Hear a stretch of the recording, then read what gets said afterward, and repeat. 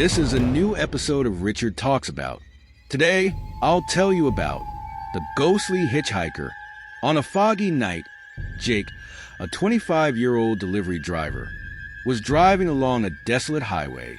The trees on either side of the road loomed like shadowy giants, and the hum of his car engine was the only sound breaking the eerie silence. Jake was tired. It had been a long day of work, and he was eager to get home. Suddenly, he spotted a figure standing on the side of the road. It was a young woman wearing a pale dress, waving her arm for a ride. Jake hesitated for a moment, but his kind nature made him stop. The woman climbed into the front seat without saying much. Jake noticed how quiet she was. Her face was pale and her eyes seemed distant, as if they were lost in thought. "Where are you headed?" Jake asked. She simply replied, "Just up the road." As they drove, the fog grew thicker. Jake gripped the steering wheel tightly, trying to focus on the road ahead. The woman suddenly spoke, her voice low and urgent. "Be careful of the curve up ahead. Many have lost their lives there." Jake nodded, feeling a chill run down his spine.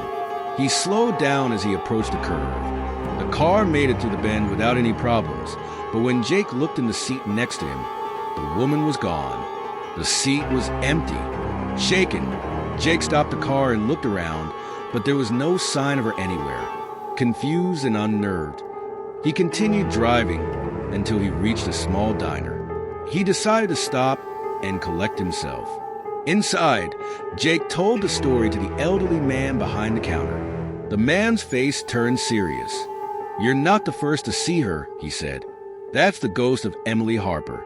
She died in a car crash on that very curve 10 years ago." Jake felt a cold shiver run through him. "Why does she appear to people?" he asked. The man shrugged. "Some say she warns drivers to prevent them from meeting the same fate. Others think she's trying to find peace." Determined to learn more, Jake decided to visit the local library the next morning. He searched through old newspapers and found an article about Emily's accident.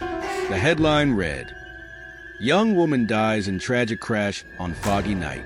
The article described how Emily had been on her way to meet her fiancé when her car skidded off the road at the infamous curve. Jake felt a strange connection to her story, as if she had chosen him for a reason.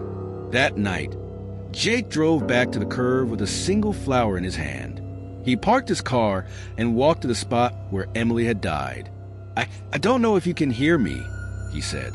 As he placed the flower on the ground, a gentle breeze swept through the air, and for a brief moment, Jake thought he saw Emily's face smiling at him. Then the fog lifted and everything grew still. Jake returned to his car, feeling a sense of closure. He knew he would never forget that night or the mysterious hitchhiker who had warned him of danger. This was Richard Talks About. See you next time for another episode.